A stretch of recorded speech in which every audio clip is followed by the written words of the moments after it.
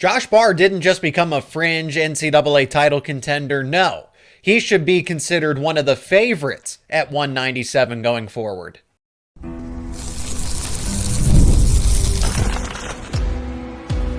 You are Locked On Nittany Lions, your daily podcast on the Penn State Nittany Lions.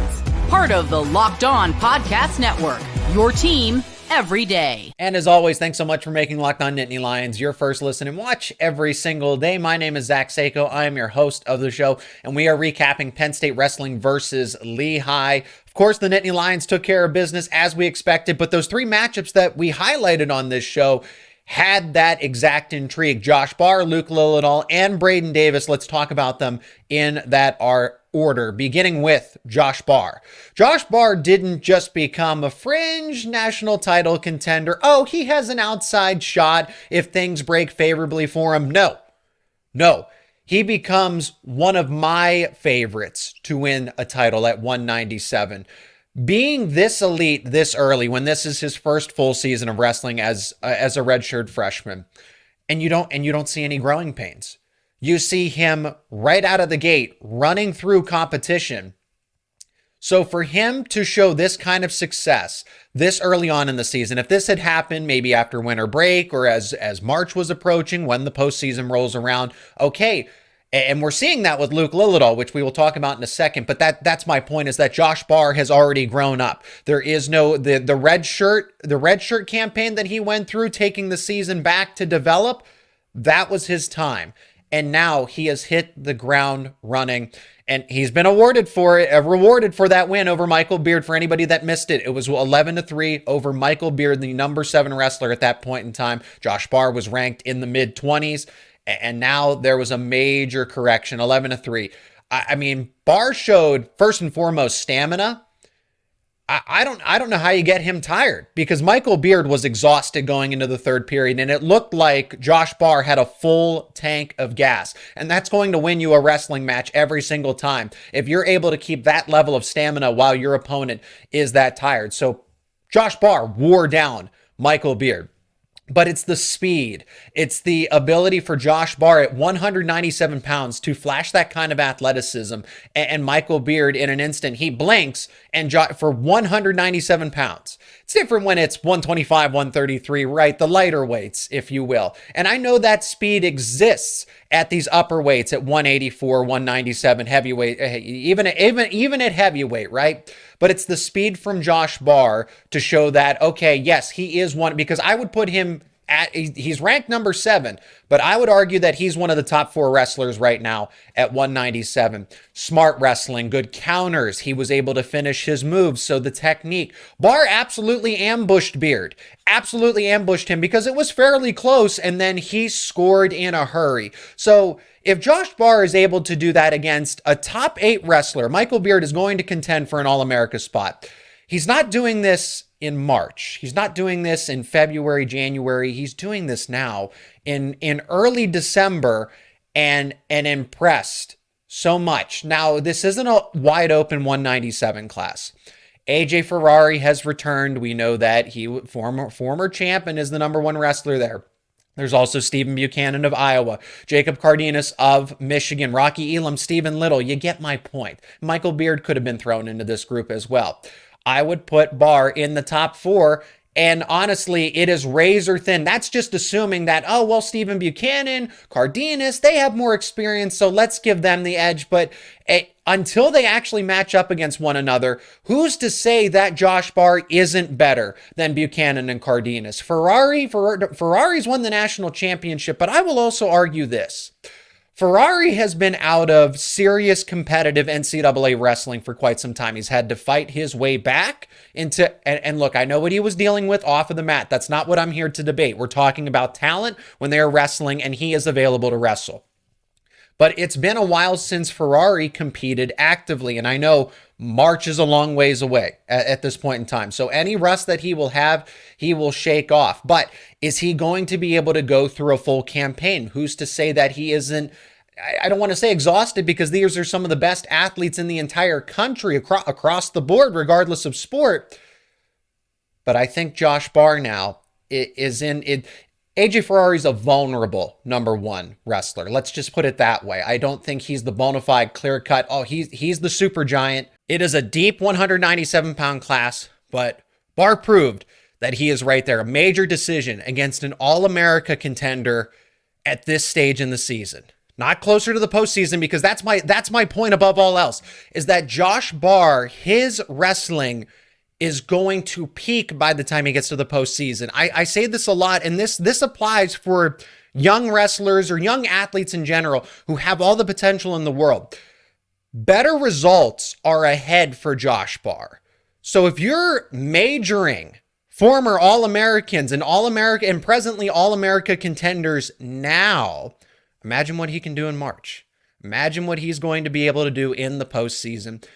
Big things should be expected from Josh Barr here. Not a fringe NCAA title contender. No, he should be one of the favorites, one of the top favorites, right up there with AJ Ferrari going into the postseason. Luke Lilledahl, Braeden Davis. Luke Lilledahl got a win. Braden Davis went up against the number one wrestler at 133, but there was a lot to like about those two individual bouts. We'll talk about them next on the other side of this break.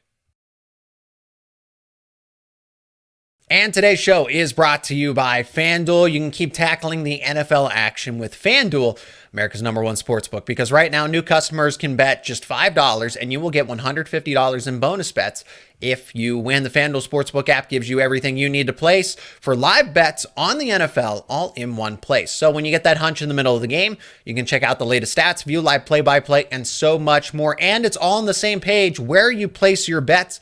Just visit FanDuel.com to join today.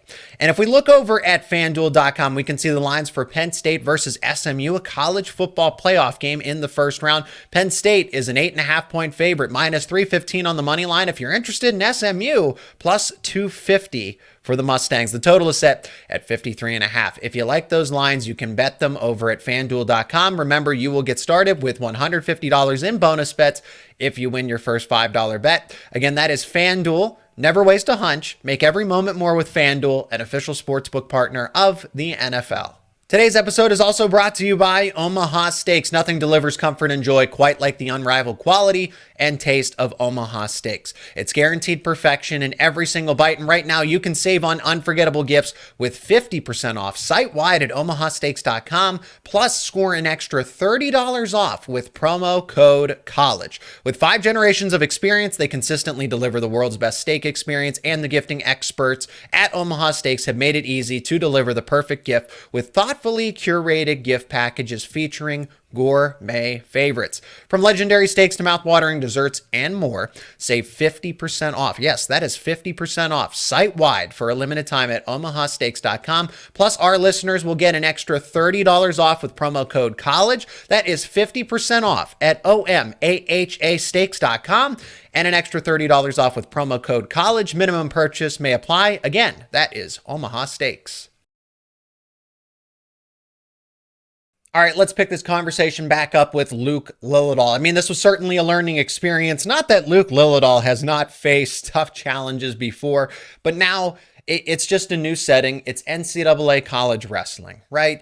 And I know that he's learned a ton on the international circuit, but you're going to go in, because we know that Luke Lilledahl, Lightning Luke, likes a lot of offense here. And for it to be that's a boring match, 1-1 all the way through, and that was clearly Sheldon Seymour. That's the opponent he faced of Lehigh.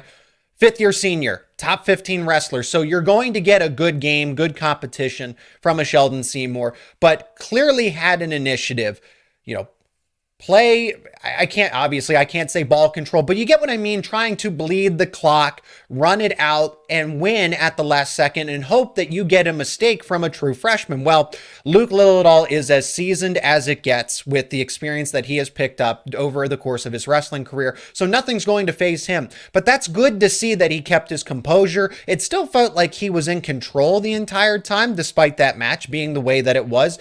If he makes a small mistake, and a veteran like Seymour is able to capitalize on it. We're talking about this one as a 4-1 loss instead, but that's my point, is that it's a learning experience. It's a good thing that he came out on top, but to be able to keep his composure, because not all matches are going to be high scoring affairs. And Lilledahl probably would prefer, he'd prefer to dominate the opponent, but you get my point, is just that offense is the name of the game for him because he has that ability, but he also has the subtle defensive ability as well. And that's something, that balanced game overall is going to get him so close to multiple NCAA titles here. He showed veteran effort and veteran experience for someone that is a true freshman. Awesome job by Lilledahl at the end to counter, because Sheldon Seymour was at least the aggressor in the final seconds. Lilledahl was able to counter it and ultimately score right before the buzzer. That didn't go into sudden victory as well. So across the board, you check off a lot of boxes there in a match that can actually tell you a lot about a young wrestler like a Luke Lilledahl. So Seymour made him work for it. And Lilledahl remains undefeated in his freshman campaign and will get tested once again. Jor Volk, who knocked out Braeden Davis of NCAA's last year, is wrestling and competing for Wyoming still. He just lost most recently to his counterpart over at Oklahoma State. We'll talk about that just to kind of wrap things up. Just some quick thoughts on Wyoming with it being in the Bryce Jordan Center now. But Lilledahl does get another test, since that was an NCAA. That was somebody that competed at Nationals a year ago and knocked out Braden Davis. So excited to see how Lilledahl can continue this streak. Speaking of Braden Davis, mentioning him in the same conversation with Jor Volk here, Braden Davis did not get so lucky here. 4-2 defeat, but honestly, I'm impressed by his match with Ryan Crookham. Davis was the aggressor. He had really strategic attacks. It felt like this was his match to lose with the way that Crookham was wrestling, but Crookham has kind of earned that right to, let the opponent come to him in a sense. And Crookham's counters were the difference. He was able to fend off Davis, but I like the way that Davis did not wrestle passively. Kind of saw that a little bit throughout his freshman campaign, where you just wish he pushed the pace a little bit, up the ante. And against the number one wrestler, you would think that would kind of be the default game plan there, to see maybe if this goes 1-1, try to, kind of like Sheldon Seymour did with Luke Lilledahl, where take it down to the final 30 seconds and flip a coin, honestly, and see what happens. But I like that right out of the gate, Davis, even with a knee injury, and nothing seemed to bother him about that knee injury, had I can't call it a brace, if you will, but definitely had something on that right knee to protect it. But you saw no rust, you saw no lingering effects. So whatever he's dealing with, it's something that he has control over. And I like that he went out and pushed the pace against Ryan Crookham. Now, Crookham shows why he was able to defeat Vito Araujo once upon a time, multiple times last season as a freshman, and why he's currently the number one ranked wrestler in the entire country, because it is difficult to score on him. No points are going to come easy. He will win every single match 4-1 or whatever have you. If that's the way it needs to be, his defense is top of the line. But again, it was just that one takedown. It's not like Crookham won 10-1. This was a major decision. I don't think a tech fall would be. I think Davis is good enough to hold his own to where he will never get tech falled again. But Crookham being the number one wrestler, I think a major decision is kind of always in the cards. So that's what is impressive, is that Davis, coming off of this knee injury, you didn't see any gap in talent to where it was, Davis can hang with him. Davis is in position to win. Davis could have won this match if he's able to finish one of those attacks. And it's not because they were bad. It's not because it was reckless. It was just because Crookham is that good defensively. That was the difference. Crookham just being so sound defensively, but Davis wrestled a smart strategic match. Maybe I can't confirm whether or not he is truly 100%, but if he's close to it, that is something to take away from this, that Davis did as well as he did despite the circumstances here going up against Crookham. Quick thoughts on Wyoming. Oklahoma State beat them 32-6. Penn State very well might shut them out if the entire starting lineup is out there. So I like Luke Lilledahl against Jor Volk. I think Joey Novak is at least going to challenge Josh Barr to an extent, right, as a top 15 wrestler. But outside of those two matchups, Penn State has the advantage everywhere else across the lineup card. If all 10 routine starters are out there, Wyoming may not score a point in the team scoring. during that duel in the Bryce Jordan Center on Sunday. Thanks so much for checking out this recap of Penn State versus Lehigh, talking wrestling on this show. If you enjoy our conversations about wrestling, football, basketball, please subscribe to the YouTube channel so that you stay up to date with all the information surrounding your favorite Penn State teams. Leave a comment. Let me know your thoughts about Penn State wrestling and what you expect from them going forward. And I'll talk to you next time here on Locked On Nittany Lions.